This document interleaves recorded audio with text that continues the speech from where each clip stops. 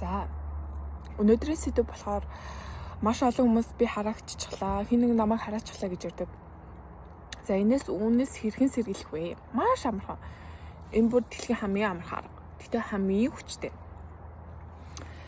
Юу вэ гэхээр зүгээр л дотроо өөртөө би өөрийгөө хамгаалж байна гэд гадна талаараа тунгалагч юм уу алтан шаргаал бүрхүүл үүсгээд муу мухай ирж ийн гэх юм бол гэж төсөөлөх юм бол ер нь бол тэр бүрхүүл дээр нь ойгоод буцаад ирсэн зам руугаа буцаад явж байна гэж төсөөлөхөд хангалттай.